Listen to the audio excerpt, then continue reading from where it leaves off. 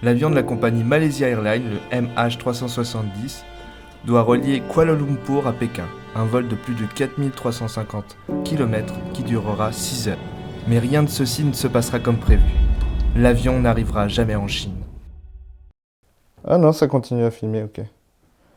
Cool. J'espère que le point y est, sinon on est dans le... Hello les amis, j'espère que vous allez bien. Je suis très content de vous proposer mon nouveau format qui s'appelle les dossiers secrets. C'est un format qui va traiter des histoires qui sont restées encore à ce jour un grand mystère. Vous avez toujours voulu savoir qui a volé l'orange du marchand? J'en ferai un dossier secret. Quoi de mieux pour commencer ce premier dossier secret que par le plus grand mystère de ce siècle?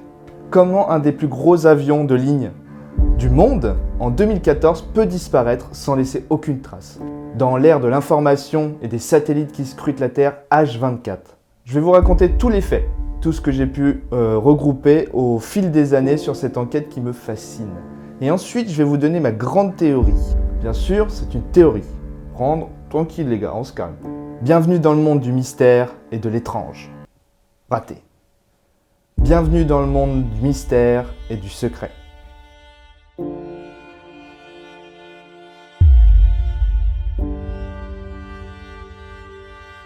Aéroport de Kuala Lumpur, grosse ville de l'Indonésie. Les 239 passagers de nationalités diverses et variées montent à bord d'un des plus gros avions et les plus sûrs du monde, le Boeing 777-200, un avion qui au cours du temps a fait ses preuves. Notre avion a commencé à voler en 2002. Il a accumulé plus de 53 000 heures de vol. Il est minuit 40 et l'avion s'apprête à décoller. Un vol ordinaire, presque une routine, avec une météo qui ne prévoit rien d'anormal.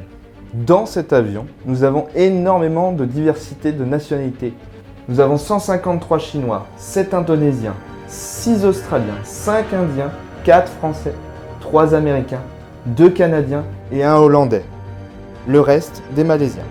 Le pilote met la sauce et décolle dans la nuit noire. C'est le dernier contact que nous aurons visuel avec cet avion. À 1h du matin, le pilote en chef déclare que tout se passe bien, il a atteint son altitude de vol qui est de 10 000 mètres. Tout va bien. Le système ICAR, qui est un système qui enregistre les données techniques d'un vol, marche parfaitement. L'avion suit la bonne direction, au nord du Vietnam. À 1h19, l'avion quitte l'espace aérien de la Malaisie et lance à la tour de contrôle un dernier message. Good night, Malaysian 370. Presque immédiatement après ce dernier message, l'avion dévie de sa route et entreprend un demi-tour. 3 minutes plus tard, il disparaît des radars.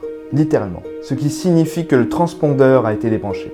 Les Vietnamiens essayent de prendre contact avec l'avion, mais rien n'y fait. Plus de son, plus d'image.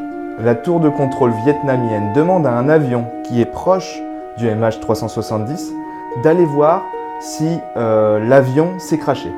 Aucun avion ne sera observé. Mais le pilote qui a été envoyé a déclaré avoir entendu dans sa radio des chuchotements étranges. Les Vietnamiens demandent aux Malaisiens s'ils ont eu des nouvelles de l'avion. Aucune nouvelle. La Malaysia Airlines, peu de temps après la perte du signal, tente de contacter son pilote en vain.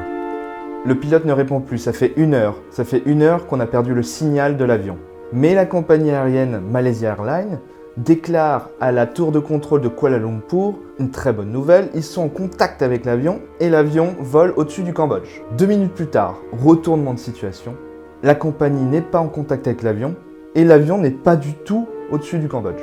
L'avion devait atterrir à 6h30 à Pékin. Il est signalé en retard sur les panneaux d'affichage par la compagnie.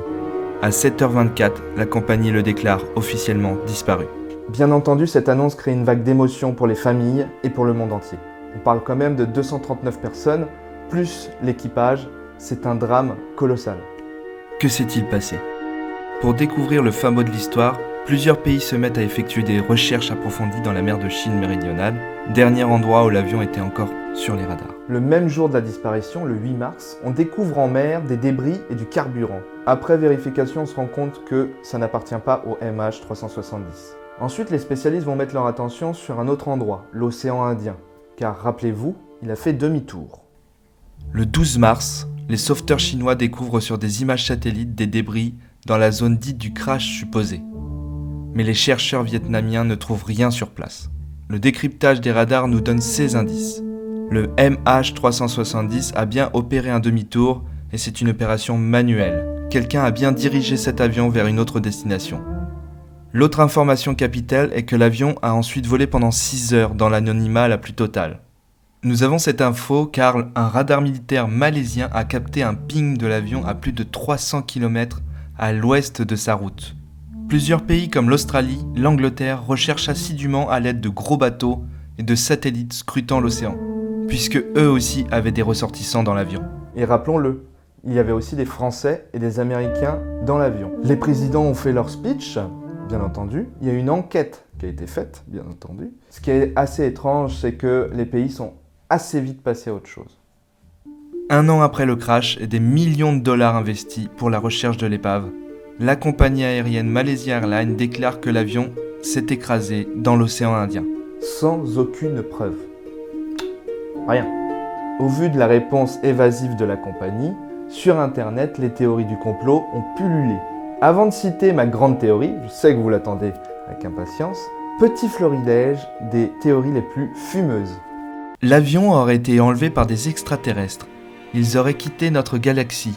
L'avion aurait été détruit par un satellite. Une éruption solaire aurait pété un satellite qui serait tombé pile poil sur l'avion.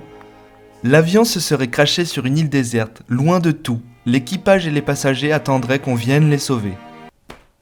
C'est pas le pitch d'une série, ça.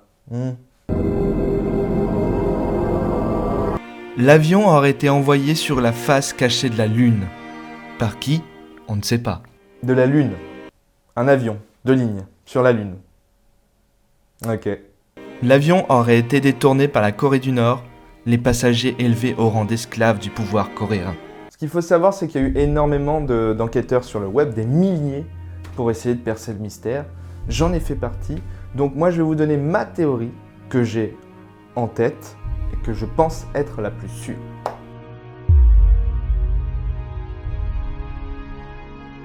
En regardant attentivement les informations déjà sur la position de l'avion, nous savons qu'elle a opéré un demi-tour vers l'ouest en direction de l'océan Indien. L'examen de la liste des passagers a déterminé que 2 des passagers étaient en possession de faux passeports. Un Italien et un Autrichien se sont présentés d'eux-mêmes pour déclarer le vol de leur passeport. Les passeports ont bien été enregistrés sur le vol par 2 Iraniens.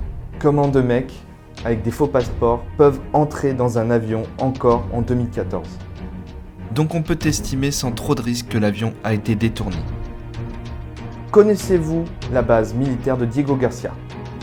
C'est une petite île dans l'océan Indien qui se situe juste ici, qui appartient aux États-Unis, qui se situe à une distance proche du dernier ping vu par le radar militaire malaisien. Sur cette base, il s'y trouve plusieurs bateaux de guerre américains et un point stratégique pour les Américains pour des interventions en Asie ou en Orient. Ma théorie est que les 2 hommes auraient détourné l'avion pour détruire la base de Diego Garcia. Les Américains présents sur cette base, voyant l'avion arriver sur eux, l'auraient défini comme hostile et l'auraient abattu. Pendant l'enquête, des données relatives au parcours de vol de l'avion ont été demandées, mais ces informations n'ont jamais été données. Ce qui est vraiment bizarre, parce que durant son temps de vol, l'avion aurait traversé l'espace aérien de 6 ou 7 pays. Seule la Malaisie dit l'avoir vu, le ping dont on a parlé tout à l'heure. L'Australie et l'Indonésie ont pour réponse que leur radar était en panne ce jour-là, comme par hasard. Et pour les autres, ils disent n'avoir rien vu. Or, on parle ici de radars militaires sur 6 ou 7 pays différents. Des radars qui tournent H24 en temps normal. Il y a ces informations, il y a aussi ces 2 informations que je voudrais vous donner qui sont assez troublants sur ma théorie. On a eu un témoin oculaire, c'est un pêcheur qui se trouvait à côté de Diego Garcia, très proche, une île à côté, et qui a observé le matin du drame, le 8 mars, un avion volé à très basse altitude, affublé d'une bande rouge et bleue, ce qui est le logo de Malaysia Airlines. Et deuxième petit indice intriguant, cet objet qui a été retrouvé à La Réunion, rappelez-vous, je pense que vous vous rappelez parce que ça fait un petit peu le tour, qui était un bout de la carlingue de l'avion. J'espère que cette théorie vous a plu, j'espère que ce contenu vous a plu. Pensez à vous abonner et donner votre avis sur votre théorie, s'il vous plaît. J'ai envie de connaître votre avis là-dessus. À très vite pour un nouveau dossier secret.